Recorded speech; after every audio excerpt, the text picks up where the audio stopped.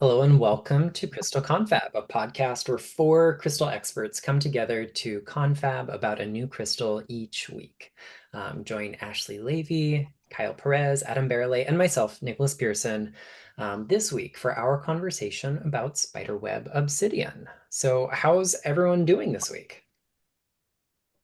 I'm really good and excited to talk about an obsidian, but a bit of a rarer obsidian that maybe doesn't get as much attention as some of the others. I'm really looking forward to this conversation also, because here in the Northern Hemisphere, we are getting, well into the deep autumn. And I love this idea of this spiderweb obsidian kind of tying into our end of the year seasonality here. So I'm really looking forward to this chat.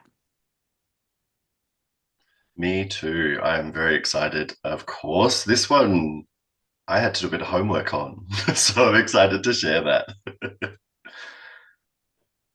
Yeah. let's dive into it. Ashley, as you do move into the autumn time, where is this crystal kind of really great for you at the moment?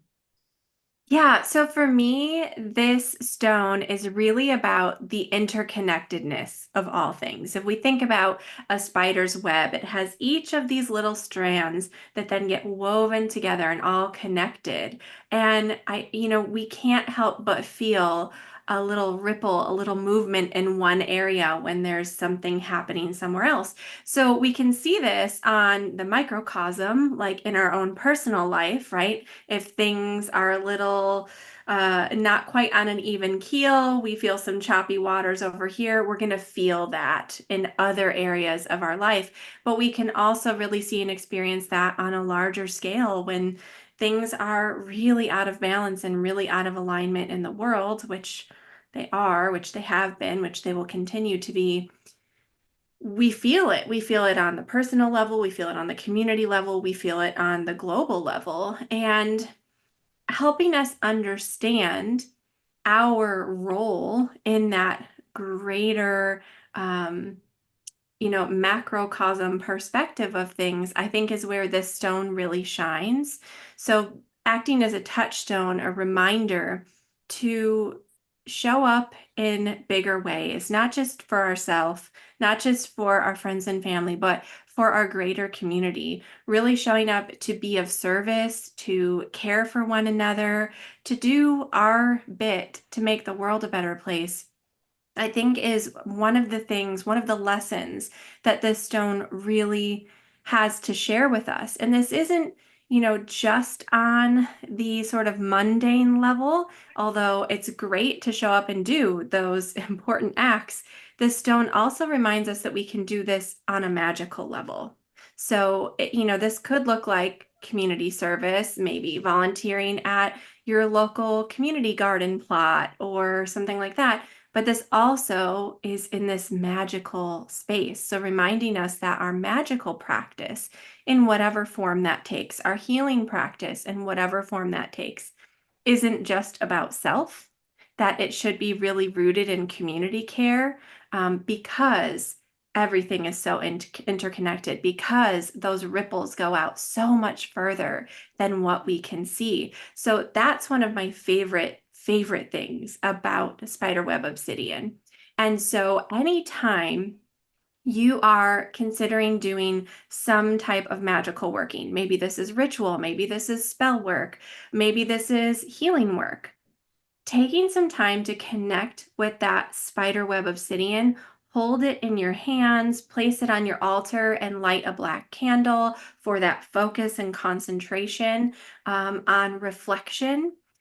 And ask yourself, how can I make the ripples of my magic be felt far and wide?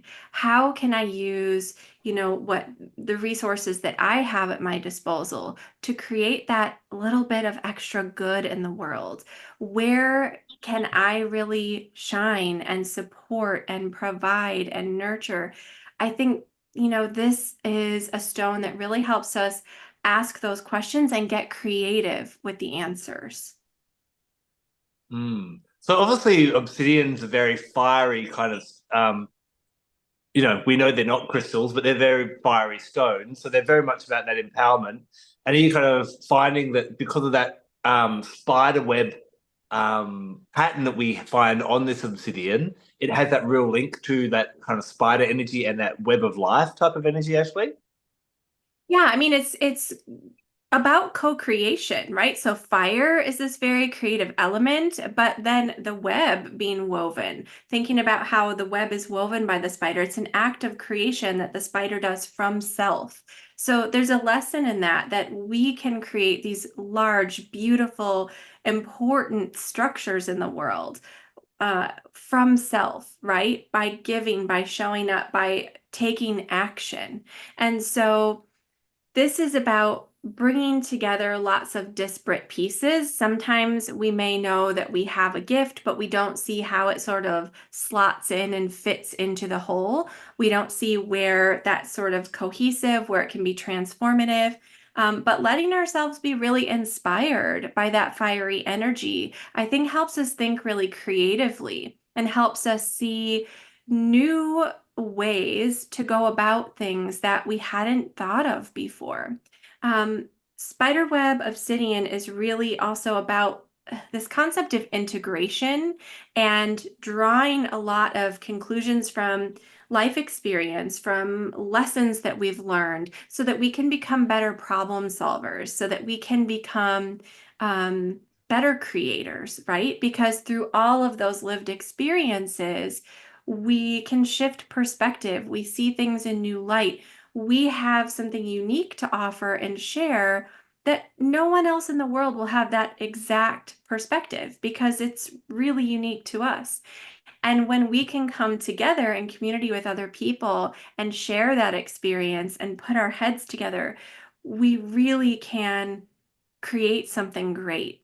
And I think that this is, in a lot of ways, which sounds odd, for me, this is such a stone of hope. It's such a stone of promise, reminding us that, you know, we can come together in community to weave magic together.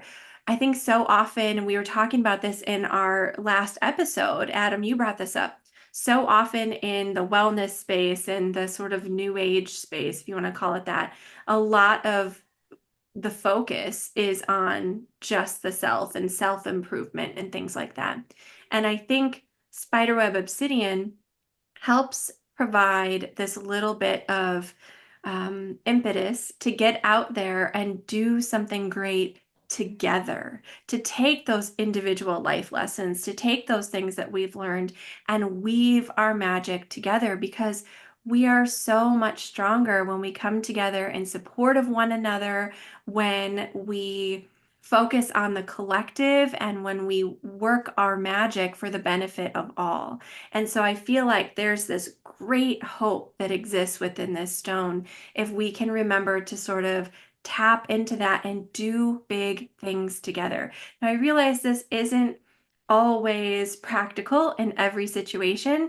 Sometimes, you know, you might find yourself where you're needing to make that little bit of magic. You're needing to do that creative work as, you know, just yourself.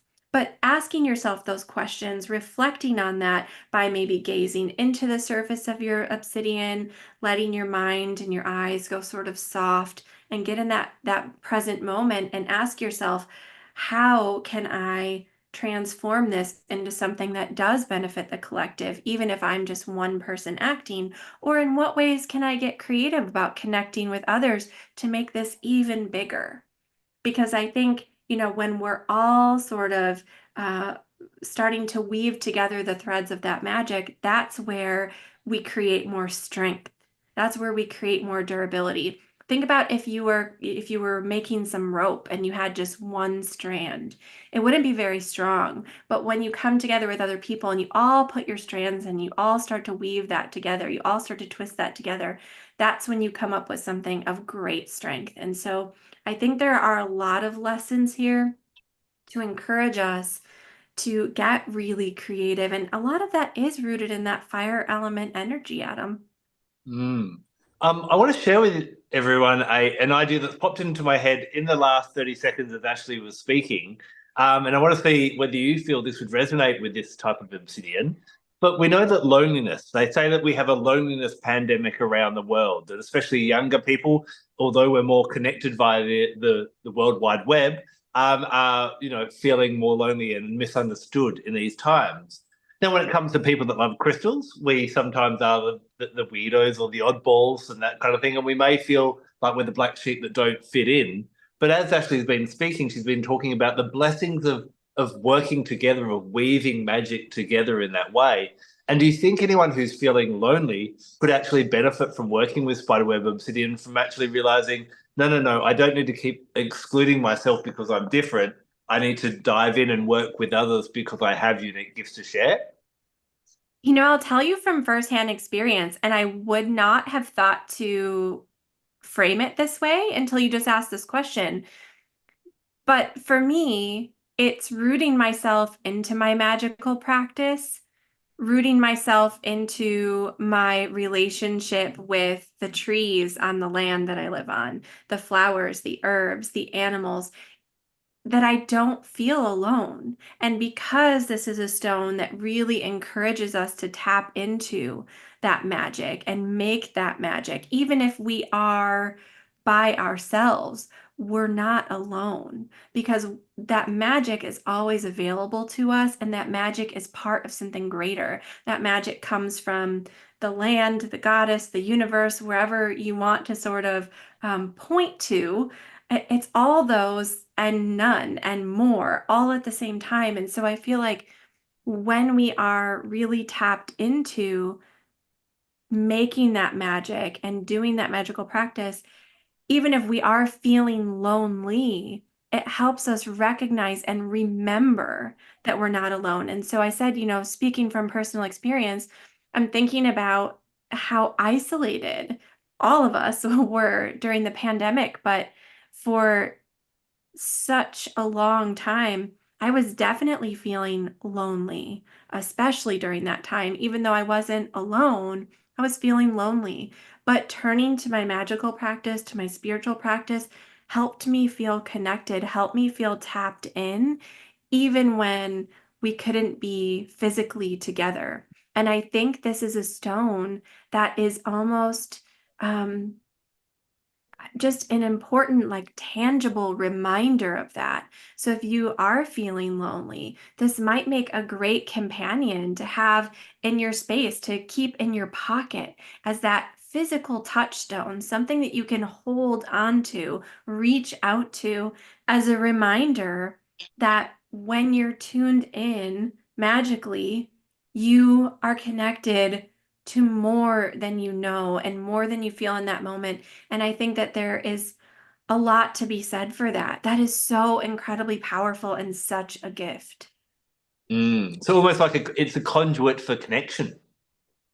Yeah, I mean, really, it truly is, because think about the way that all of our social groups are set up, right? So I might be friends with Adam and friends with Kyle, and Kyle has some friends that I don't know yet. But maybe I'll meet them sometime. Like, there are all these ways that our networks sort of reach out, right? And remembering that when we take time to pursue those connections, to show up in community, magical things really happen. I'm going to give you an example. This is going to seem slightly off topic, but I promise it's going somewhere. I, a few years ago, connected with someone in my community who I adore, because we both have a love of gardening and growing food, and very, very cool person. Because I met this person, and it was scary because I am such an introvert, so I don't do like a lot of things that have me going out and like really meeting people in a big way. It's so scary to me. But because I met this person, um, I ended up meeting someone else that they know who does some really cool art classes. And because I met this person, I ended up at this art studio last weekend. And because I was at that art studio last weekend, I just got to add 2 new lovely, adorable chickens to my flock of chickens. And this is just like it made me really reflect on, and this just happened last Sunday, this made me really reflect on the magic of community and how when we open ourselves up and we sort of, I don't know, put ourselves out there in new and scary ways, even if we are feeling a little lonely, just by making that little step to taking that little step forward and doing something outside of our norm, we create more connections. And when we really open ourselves up in a place of um, trust and service and companionship, there's a lot that can happen, and not just for us, but with us, right? Like having us be part of what unfolds from that point. And there was something so beautiful about feeling the ripples of these small connections, this web that had sort of unfolded that led me to something so joyful in my life that I wasn't expecting. And I feel like that is sometimes the way that magic unfolds in the universe. It can be small things, it can be seemingly mundane things, but things that ultimately can create more richness and more joy in our lives and help us feel so fulfilled. And this is something that I think often we overlook, or we, maybe speaking from personal experience here, I don't want to project on anyone, but I know when I'm personally feeling kind of lonely, I almost like shut down and go inward a little bit more even. And I feel like this is a stone because of that hope, because of that little boost of motivation and excitement. It really kind of pushes you to see what's possible instead of feeling a little locked into places of sadness or doom and gloom. And to me, that was everything. That was everything. So I would encourage everyone to explore this and ask yourself kind of what's possible. I love that. I love that. Nicholas, have you had much experience working with Spiderweb Obsidian?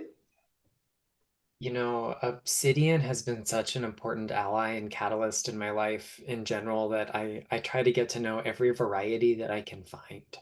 And I only have one piece of Spiderweb Obsidian in my whole collection, but I adore it. Um, I I have this really vivid memory of the exact moment that shifted my life away from like my corporate chapter and began to get me to where I am today. Like this conversation we're having is a byproduct directly of my relationship to Obsidian, being my pocket stone one day on my way to work. And I just had this really visceral response, the really powerful kind of shift inside me. At the same time, I had the light bulb go off to like, oh, wouldn't this be a cool project to research? And then that turned into a list, which turned into an outline, which turned into a chapter, and after a long time, eventually became a book. And then came another and another and another and another, and there are more coming, of course. But you know, Spiderweb Obsidian, because of how powerful just that little teeny piece of ordinary obsidian that was in my pocket that day, I've gone out to like sample all the flavors, if you will, from the Obsidian buffet. And I find this such an interesting one. First and foremost, we don't have any general scientific consensus on its origin or even whether or not it's natural. It appears to come through the same channels that produce a lot of the really beautiful Mexican material that's mostly stuff like the sheen obsidian and the rainbow obsidian. And if they wanted to have a strangely colored form of glass, they would probably pick something that's really obviously fake, because they usually do. So I suspect that it is in fact natural, though more obscure than its counterparts. And like the best theory that seems to hold up when we think about how it forms this spider-webbed pattern is from like a crack and seal kind of event. So obsidian, like a spiderweb obsidian, like all obsidians, cools as rhyolitic lava cools very quickly. What that means is that it's rich in stuff like silica and the same kinds of ingredients we'd find in rhyolite and diorite and granite, but they cool so rapidly that if we look at the tiny components of it, like up close, we have what's called short range order. There's a cluster of molecules that resembles a crystal lattice. And then we like zoom out and it doesn't connect to anything else. So it has no long range order. And that's essentially what defines all glasses, this kind of short range coherence. And, you know, when we zoom out and look at the long range stuff, it's all a jumbled mess. And it's a snapshot in time that gives us this glimpse of potential. It could have become any number of things, but it didn't. And when it comes to how those like spider webs occur, we've got this glassy vitreous mass. It's brittle, it's fragile. It is susceptible to cracking under the right conditions or the wrong conditions, depending on how we want to frame that. And so what's probably happening to form that pattern is this obsidian undergoes a process very similar to like brecciated jasper, where through weathering, we've got little splinters and fragments. We call those breccia, from the Italian for broken. And then something else comes in and seals them over. But in this particular case, rather than like usually chalcedony is the culprit with jasper, we've got a devitrification. So where the elements can like reach into the cracks, it begins to decompose the vitreous material, the glass out of which it's made. But then we get revitrification. It knits itself back together, and the degraded components turn back into glass in between and seal it back up. And so that's why when, you know, it polishes so well, it fractures evenly because it has essentially revitrified. It has woven itself, stitched itself back. And I think that like really underscores like the image of the spider's web. It goes back to this idea of like building community, of networking, of you know, finding the sense of integral wholeness. And I think some of the magic that we get through this process of, you know, breaking down and coming back together is discernment. Obsidian has been used for reflection for a very long time. You know, we have obsidian mirrors in Central and South America, but we also have like obsidian mirrors that are several thousand years older in the Anatolian Peninsula and like sites like Çatalhöyük. I've seen very comparable items from the indigenous people of Japan, you know, kind of like medieval in origin in terms of their timeline. So like we find this like reflective quality in obsidian known worldwide from a very ancient point in human history. And it is only through this ability to kind of reflect and go inwards that we can confront things as they really are. If we take an ordinary variety of obsidian and polish it, it's, you know, jet black and very, very shiny. It reflects well, just not as much detail, as much color, as much depth as we'd see in like a silver kind of mirror. And with our devitrified and revitrified spiderweb obsidian, it loses even just a little bit more luster. And yet it knows itself better. It has attained enough life experience from this whole journey that it can lead us to the same place. It allows us to kind of process what's happening in our lives, to question the why and the how of it, which is always a helpful thing to do. I like to think that a healthy amount of skepticism is good in all areas of life.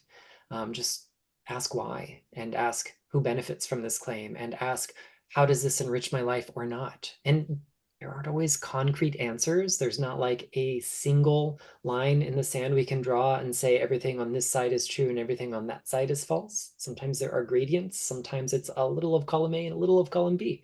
But with the Spiderweb Obsidian, it invites us to wait until we can put enough pieces of the puzzle together to see the whole picture before we act on it. And that allows us to, you know, filter out things that don't serve us. It allows us to exercise healthier boundaries, because maybe before we like overcommit, we go, yeah, let me think about that. And we do some reflection, and then we go, you know, actually, I don't think this is going to work for my schedule or my workload or anything else. I think it is a great one also for like building a deeper connection with all of our spirit allies, really broadly speaking, because that level of discernment is really good for the theme of like perception versus projection. Adam touched upon this a little bit last week, talking about like the emotions we feel versus the intuitive stuff that can come through when Ashley was telling her story about dioptase. And I think we also see a kind of similar trend here with all obsidian, but especially with Spiderweb Obsidian. It helps us understand what all these little connections are. A psychic or an intuitive impression doesn't have to come from outside of us to be valid. But if we know whether or not it comes from within or without, then we can apply the appropriate filters to remove bias. We can go, this is my subconscious finding a pattern. So I'm going to take a step back and see if that pattern connects to the bigger picture, or if it's a little fragment that I'm trying to interpret into something larger than it really is.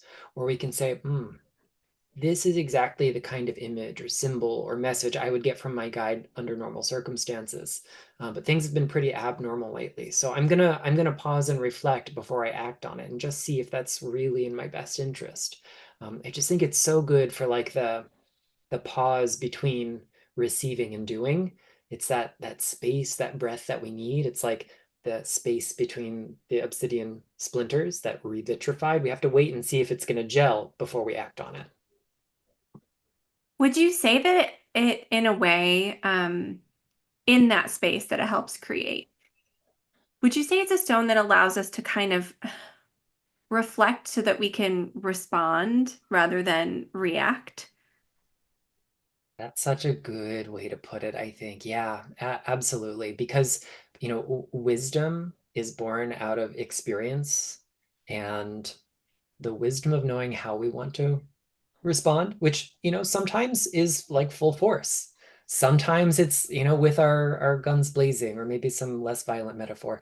And sometimes it's going, yeah, this is no fun. And we're just going to go on to something else now. As much as I want to write that email or say that thing or tell that person what I think of them, I'm just going to go, it's going to cost me more than it's going to give me.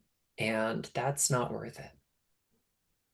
I would love to ask a follow-up question because you always explain this stuff so well, but that, I hope I'm getting this right, devitrification and revitrification, do any of the other obsidians do that, or is it just the spider web that we think we see that happen in? Actually, there is another obsidian that undergoes a similar kind of process.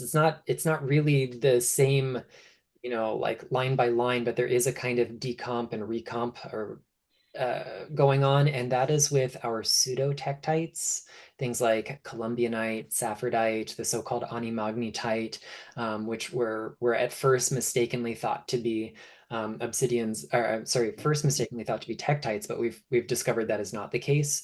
And there are a few important clues, but one of those clues that tells us they've undergone some level of like more and less organization in their process is this kind of hazy color they take on. So if you get a really gemmy columbianite or saffordite, especially, you don't see it as much with the Indonesian material, but in the right lighting, some of them will take on a slightly lavender or lavender gray tinge rather than just being that kind of neutral dark gray brown color. And that color is from tiny particles of magnetite crystals that have formed over time in its structure. So it doesn't entirely devitrify and revitrify along specific planes, but there is a decomposition and a recomposition going on. And so there is this kind of like rebirth that takes place. And we know that means it cannot be a tektite because those form at such high temps that there would be no opportunity for as rapid as a temperature change as there's going to be from formation to cooling for those tiny little crystals of magnetite to occur. So that was one of the most important things that people figured out. You're used to figure out that the pseudo-tektites are not actually tektites and are therefore terrestrial obsidian. But what is so fascinating about this is that some of the locations they come from are so old that the actual remnants of their volcanic origin don't exist. Like they are the only artifact of that volcanic event left over. There are no volcanoes, there are no cones, there are nothing. It is all decomposed. And these little shards of glass that have been worn smooth and etched and recrystallized are the only remnants of these ancient mountains that have been ground down by the passage of time. That is incredibly fascinating. This is like the coolest crystal I think we've talked about so far. I know I'm probably being a little biased, but I love this stone so much. Kyle, what has your experience been like with the Spiderweb Obsidian? So my experience is a week. I have had to, upon getting our list of crystals to work with for the podcast recordings, I've gone, I've never heard of this, I've never seen it, and I need to order it from somewhere. And no, I couldn't find anywhere in Australia. I ended up ordering it from Singapore. And it took a little bit of time to get here, but these two beautiful pieces have arrived, and you can see that sort of black with that beautiful greeny flow through. And when I say my week has been a lot, it has definitely tapped into that volcanic side, the cataclysmic side. I have literally had a light bulb explode over me this week, like arriving at my place of work. No one else is there. Turn on the lights, arrive where I normally sit in front of my computer, and right there behind me, psh, a light bulb has exploded. Thankfully, behind its little gel, but it was no fault of, like, it was me being there. It was definitely a connection to myself. I had the tingles go from the top of my head all the way through to my feet, and it was this like big things happening, big realizations. As Nicholas mentioned, the light bulb thing is happening, and it has really happened this week. Like, I have a mindset where I feel like often I'm not doing enough, and it feels that like you feel like you need to be doing more, and when you're doing what feels like the bare minimum, it's like you don't necessarily know if you're contributing. And in my place of work, outside of this at the moment, is this really wonderful gem and mineral show that by the time this is out has already happened. And there's lots of preparation, lots of organization. And because of my body, I'm not able to do heavy lifting. I'm not able to do a lot of that sort of stuff. But I am a qualified gemologist. I know about grading. I know about different small minerals. And my job basically has been grading, pricing, lots of little things and boxes of little things. And it was literally that day, later that day at the end, where I was like, oh, it feels like I haven't done that much. My boss says, you have done so much that I couldn't have done, that person couldn't have done, that person couldn't have done, right? You have actually done so much, as Ashley was mentioning, that interconnectedness, that weaving, that all the pieces of string coming together to create one really tight piece of rope of strength. Like, you may not feel like you have strength because you see other people doing things that you can't do. But when you do what you do and you do it well and you focus on that, it contributes perfectly to the community. That's that interconnectedness, finding space just through being yourself, just through utilizing what you know, what you can do, and not forcing anything else. That whole it takes a village, right? And when everyone is able to find their place, when everyone is able to support each other, and those that can hunt, those that can cook, those that can weave, those that are meant to be the magical person and the healer, everyone finds their place and everyone has their niche. And the more we try and be everything to everyone, the less authentic we are, a version of ourselves. And by being able to just be ourselves, know what we can do. And sometimes we do need that outside, like, confirmation that you're doing the right thing too. And that's sort of like that pitfall of hyper individualism, right? Is that, we're just out for ourselves, we do everything ourselves. It's all, we can't survive and exist the same way with the same level of magic and beauty and support as we can when we work in community. And I love that this is like so fresh for you, Kyle, and that you're just coming off of like this week of, yeah, I feel it. Like I feel it. I lived it. I did it. Because that really shows exactly kind of that energy that this stone has. So I'm curious, what, if anything, kind of stood out to you during the week? I mean, I love what you said about, just not being able to do everything, and definitely really relate a lot to the idea of like looking at what someone else is doing and go, oh, I can't do that, and sort of placing a lot of like self-judgment about that. But it sounds like, and I don't want to speak for you, but it sounds like this stone, I don't know, kind of helped you recognize that, cultivate some awareness around that, and I don't approach the situation a little differently. Yeah, absolutely. I think all obsidians have helped me, like Nicholas, realize where things are right or not right. That like confrontation of truth, as it were, that can be really good, or the shadow, or whatever it is. It's helped that like objectivity and going, okay, this is me, this is what I'm doing, that's what you're doing. At the same time that this has been happening in work, personally, I've had all of this stuff shown to me from like 20 years ago, and who I was 20 years ago, what I was doing, and what has changed from a group of people that I was with at that time, and how we've all changed, but also how much, like, this is quite quite a confronting thing, but I'm not even 40, and how many people from our friends group have passed since that time through their 20s and 30s. And it's really confronting facing like death and young death and friendship death, and realizing that like there are so many things that we can't control. Like, why are we so hell-bent on trying to relive things that are so far in the past, but also fitting into things that are not us?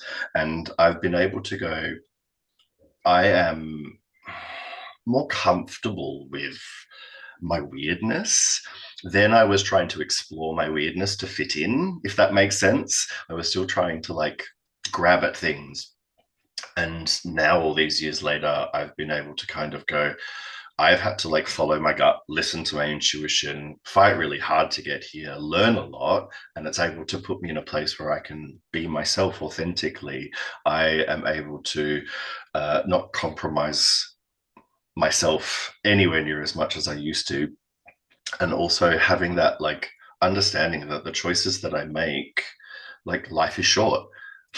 I might as well make the choices that are going to make me feel good, that are going to put me into a place where I feel good, around people that I feel good with, that don't make me force me to be anyone other than myself. Like, there is no point compromising in that way, because all it does is take away from me, takes away from you, takes away from experiencing the world in a way that is actually more joyous. And there are so many layers, there's so many places that things intersect. There are so many things that, like, as you mentioned at the start, like, this leads to this, leads to this, leads to this, leads to this. And pain and frustration can also lead to joy. Like, it can actually sometimes be that you have to take that path because where you were wasn't an authentic place of joy. It wasn't you actually being yourself. And we have to go through these cataclysmic, volcanic, explosive events to get rid of what needs to be gotten rid of, and to heal, and to sometimes re-heal, if that makes sense. I think it's kind of my link, even though it's a web for me, it's the mycelium thing, the way that the mushrooms connect to everything, and they are that void, they are that in between, they are that thing that turns life into death, and then death into life, and brings nutrients to everything. And this is the kind of energy that I've gotten from Spiderweb Obsidian, is like that void connection in between everything. It's dirty sometimes, it's messy, it's a bit ugly and poisonous, and small doses are sometimes what you need. So you shared beautifully about what it's brought up for you in the last week, but I'd love to take you back a step. And if you were to write the Kyle guide on working with a new crystal, obviously your experience working with crystals, what can people do when they get a brand new crystal? Do they just look at it? What have you done with your Spiderweb Obsidian in the last week to build that relationship and then to have the experiences that you've had? So I was lucky that the day they arrived, I wasn't home, but the day after I was. So I got to go and collect them. And this doesn't always happen, but if you do have a day that you get it and you have the time and you bring it home, sit with it as soon as you get home. Don't like bring it home from the shop and then like put it on a shelf, because like that can delay the connection a little bit. Like, if you can come and sit for 15 minutes, half an hour, just holding them. And I basically went into my backyard. I got two pieces, one in each hand. And my initial energy was sweaty palms. It was like the heat and the sweat in my palms. And I'm like, hello, volcanic energy. This is going to be interesting. And the rest of my week has been really busy. And so basically I have a really lovely little altar several altars, but one lovely little altar that I use for new crystals. And basically, I've put them there and I've asked them with intention, can you bring through any messages, any guidance, anything, and associate it with your energy so I know it's connected. If it's a spider, if it's a spider web, if it's something like that, like just help me to recognize this, please, because I can't take them to work. After feeling what I felt in my backyard, I'm like, I can't take these to work. That's going to be too much. So I've sat them there and I've noticed things like spider webs on the mirror of the car. I've noticed people with spider web tattoos. There's been a couple of little things this week that I've picked up on that's like, oh, hello, little messages. Obviously, understanding volcanic energy being cataclysmic and the light bulb going off was a big connection as well. But for me, it was basically having my diary. I will always have a diary. I'm showing up a little diary if you're listening. And I have probably half a dozen of them in different places so that whenever anything comes to me, I'm not thinking about it, I write it down straight away. And I'm able to put it somewhere so that when I actually have time and space, which was on the weekend, I was able to have like a break and a couple of hours where I could sit and connect and have a bit of time.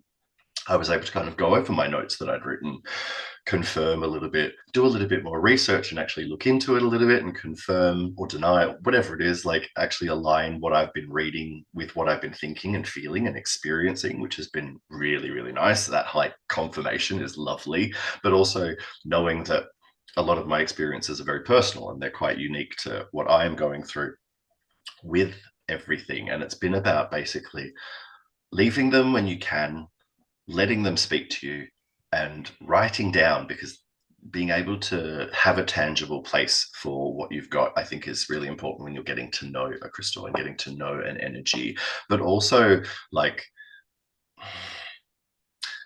knowing that you still have to like go to work and do your life and all of that sort of stuff. Don't think about it if you're not thinking about it. Like just have that awareness of what's happening in your life and is there a connection? And you'll probably get home in the end of the day and go, ah, there was. And it's just having that little bit of awareness, jotting things down has allowed me to sort of put together what I've put together for this podcast especially, but also personally it's been like, oh, this has been a really interesting realization. This has been quite a big week personally, so it's quite cool that it's come through at such a big time. I like that you are trying to be present for the experience and like jot down those notes, as you have them happen so you don't forget about them, that sort of thing. But you're also not trying to like, this is a bad phrase, but like solve it. You're not trying to get the essence out of it right in that moment. You have separate time set aside to go back and really sit with it and reflect because it's so hard to do both of those things at the same time. And so new, right? As well. Like, this is the thing, when you get a new crystal, you cannot expect to know everything about it straight away. And not just a new crystal like in your life, but like a new crystal that you've never heard of, like to the point where you've never heard of it, you have no idea about it. The best way to align yourself and to connect with it is to just give it space and to ask it why it has come to you at this time. What is happening in your life? Ask yourself these questions of what's happening right now for me? Where am I in my life? What has been leading up to this point? Where has my journey brought me to? And why now? At this point in time, are you coming into my life when you've been in other people's lives for years and years, right? It's really interesting that I can have as much experience as I can have. We can all have out there. There's still new ways to connect, and there's still so many things that we don't know. And I think Spiderweb Obsidian has confirmed and affirmed for me that like ignorance is bliss in a way. Like not knowing is actually wonderful. And the more you try and overload your brain, the more you're probably going to explode or implode. Adam, what has your experience been like with this stone? Well, I really love that Kyle kind of alluded to the spider references and that spider tattoos and spider webs, and you need to go clean your car, obviously, Kyle. But, all those different things kind of came up. I think the medicine of spider is so closely linked to this obsidian that we really have to explore what spider can teach us when looking at this stone. Spiders probably one of the most feared animals or creatures on this planet, and I'll kind of harken back to that. But when we look at how we approach our lives, or pretty much every animal on this earth approaches life, when we need something, what do? We go get it. We bring in that kind of very projective, that very yang. We hunt it down in one way or another. We pursue it. But when we think about what Spider does, she spins her web, which is an extension of herself, and then she knows that she has done enough and she waits. And so she relies more on her inner magnetism rather than her projection. So it's very, very feminine in that energy, or very yin in that energy. And what I found so remarkable, and why I fell in love, especially with this crystal so much, is that I was actually finding it really great for helping to magnetize what I wanted into my life. And I would actually sit with this. And I remember doing this, it was last year, and I would visualize a web around me, and I would visualize, and I'd put my desires or what I wanted to bring into my life onto that web. And I would then believe that I had done enough and that I could attract it into that magical kind of way. And this could be something really exciting for everyone to try with this stone, is to just, it may not be like, okay, I'm going to manifest a meal tonight, but mate, just play with something simple. That's how I learned that crystals work for me. I'd play games and go, let's see what happens when this happens. And so with your Spiderweb Obsidian, what I would do is I would hold it, visualize the web, visualize something I wanted to attract, and see if I was able to attract it. And I find because of that fiery type of energy, this was an amazing crystal for helping to awaken your ability to actually draw to what you need rather than what you are pursuing all the time. So I absolutely love bringing in that spider energy with it. I love this. I could almost see, especially for people who have a harder time with visualization, but really for anyone, I could almost see adapting this too to make it kind of like a little bit different style of crystal grid instead of following some sacred geometry. Maybe drawing out a spider's web and writing all those little things that you wanted to sort of call in, and placing that spiderweb obsidian in the middle to help anchor that energy. That could be really cool. Yeah, I love that idea. I've never thought of that. And then really leading into the teachings of Spider of, like, there's nothing, once she's built her web, there's nothing she can do. She just has to have faith that the universe will deliver. And it's kind of make or break in that situation. So, but we know that obsidians are so empowering that they help us to feel comfortable in that position, that I've done enough. And when is enough is a really great question to meditate and contemplate when working with this crystal. So I love it for that kind of manifestation work. That sort of ties in with what Nicholas was saying about this ability to aid in discernment. And it got me thinking when you said that about Spider, she spins her web, she knows that she's done enough, and she waits. And I was thinking, ooh, that's something I've always so struggled with. How has that shown up for you, Adam? Like, in what ways do you get those signals that you know you've done enough, or do you feel comfortable getting ready for that time where you just wait? Oh, I'm a control freak, so I've never done enough. And if I can do a little bit more, then I will. And so I guess that's why I love this stone. And, I often find that we're attracted to the crystals, like we're attracted to people that will help us to learn a lesson in life. And this is probably one that to kind of realize that, when we push, we don't create that space for the wave to come back, because we're always sending out the energy one way type of thing. So just like if we keep breathing out, we can't breathe in. And so for me, I think it's a constant reminder. I'm drawn to the stone to kind of sometimes realize that I've done enough, to work out what enough is, and if it doesn't come back, then there's a valuable lesson in that as well. Does that mean no, I'm not good enough at manifesting? No, maybe it means that what I need to review, what am I trying to attract? Is what I need to attract really what I want in my life? I think of people that I speak to, young people and some older people, that are like, I really, really am in love with this person, and I'm just waiting for them to realize that, that we're meant to be together, and I know we're soulmates, and I've had messages and all this. I'm like, they're kind of pushing this, and they're not allowing something to develop, whether it be with that person or any other person. And I think this is the great stone to just help you to sit, wait, be patient, consider, have I done enough? Have I built my web in the right space, angling the right way to attract the right things? Or am I trying to catch dragonflies when I should be focusing on catching mosquitoes? I don't know. Bad analogy. Okay, I have to tell you how grateful I am for all of you in this moment because I feel like I know we just created some magic here in community collectively together, but I feel like there has been some real deep, meaningful sharing happening in this episode, like big life stuff, like those important lessons that are there for all of us to sort of take in. And I just want to, I don't know, take a moment to really honor that and honor each of us in this space and honor everyone who's kind of listening and having their own realizations and things as we've been having this conversation. Because I feel like this is a big one. This is big magic in this episode. No, thank you for pointing that out. And it is, it's going to be a special week. It's a new moon in Scorpio.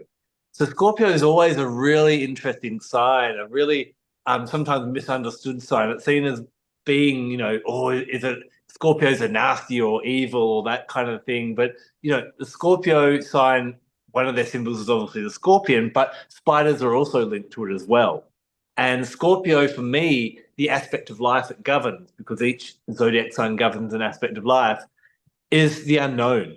Traditionally in traditional astrology, Scorpio governs sex, death, and taxes. So the things we don't want to look at, the things that are that we avoid and are a bit taboo. So in a nutshell, I find that Scorpio is really the sign that helps us to look at fear. It's a sign of fear. And when we talk about growth, we don't grow by doing the same things over and over again. We grow by doing the things that we're once scared of. And once upon a time, we're all scared probably to ride a bike and to kiss someone and to drive a car and to do all these different things. But the new moon in Scorpio is a really great time to kind of sit and go, well, what kind of scary experiences would I like to attract into my life? How can I go that next level and do something that scares me in that way? And I find the new moon in Scorpio is a really great time to contemplate that. I don't think as we get older that it's necessarily, okay, well, now I need to go bungee jumping or skydiving. Those kind of things are scary, and that's how I'll develop.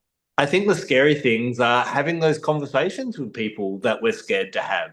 Maybe saying to a partner, hey, listen, I know I've just been letting this slide, but this isn't good enough, or a child, or a co-worker, or a friend, or to yourself admitting something of going, actually, I think I do have a problem here that needs to be looked at. And this is a perfect time to do that. New moons are like New Year's Eve. We reflect on what's working and what's not, and we make resolutions to go into the future. And I think what we've talked about with Spiderweb Obsidian is it allows us to step out of that loneliness, to not be scared to step out, to attract what we want into our lives, and to actually start weaving some more magic into our lives so that we can grow as people. Because how we grow is by facing our fears and by embracing the scary parts of ourselves as well as life, rather than just patting ourselves on the back because we've done another good job doing the things that we know we're already good at.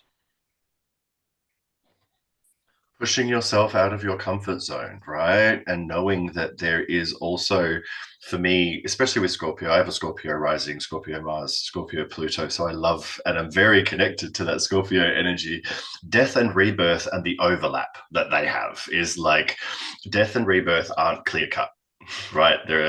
There's always the things that lead up to it, always the things that overlap from it. And so the things that you're letting go of, you're still going to be letting go of as you reset these new intentions, or you set these new intentions to what you're trying to attract. Know that as things come in, you are still going to be letting things go and feeling that kind of echo, if that makes sense, of the wobble of the spider web as it sort of flickers.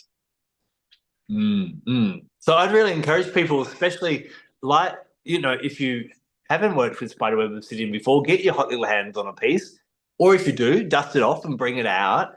And maybe, I'll pop it to the group as well, but sit and ask yourself questions and just contemplate them. And my other question would be, what am I scared of most? And what can I do to face that? Because we often hear the saying that fear is false evidence appearing real. And a lot of things seem a lot scarier than they actually are when we take the plunge. And growth is on that other side of fear.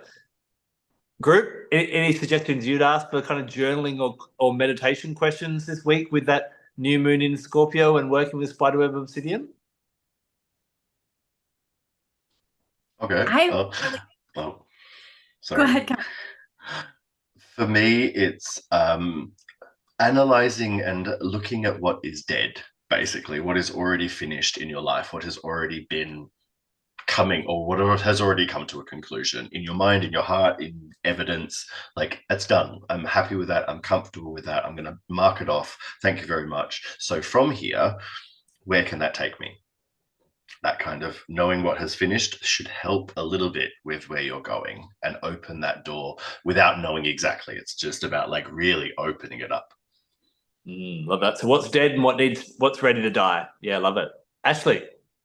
For me, it's kind of thinking about what Nicholas was talking about earlier with the way that this stone is forming, with the cracking open and coming back together and cracking open and coming back together. It makes me think, what continues to rise to the surface and crack wide open because we haven't quite dealt with it yet. And then we kind of sweep the rug over it and it comes back together for a little while. But that crack is still there, and sooner or later it's going to split wide open again. So where do we need to focus our attention on the things that we haven't wanted to face or haven't wanted to deal with that we really need to bring to the surface at this time and make a plan for? I love that. Almost like, what have I been avoided looking at? Yeah.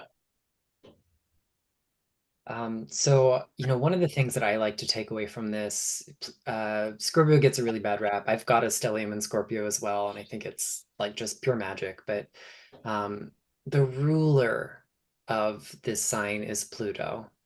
And, Pluto has more than one aspect.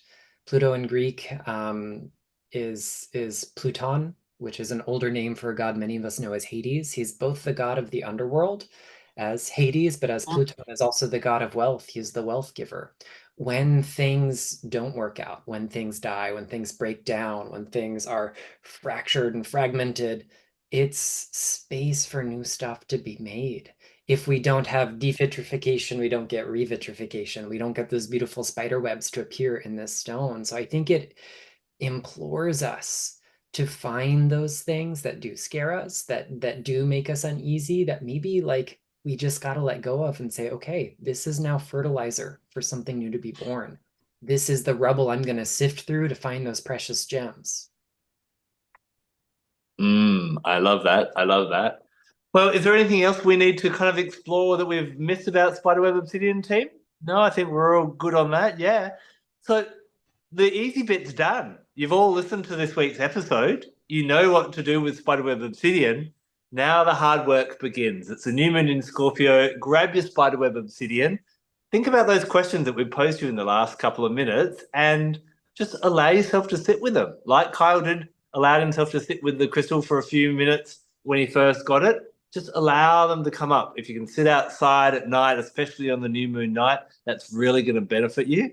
And just see what comes up. And acknowledging and answering that question is the first step. It doesn't mean you have to boldly, you might have to go to work the next day. You might not be able to boldly do that straight away, but acknowledge it and start moving towards it. Because on the other side of that fear is your next stage of great growth. In the back of the darkest cave, that's where the treasure lies. We'll see you again next week. Thank you very much for joining us on Crystal Confab. Take care and blessed be. Bye.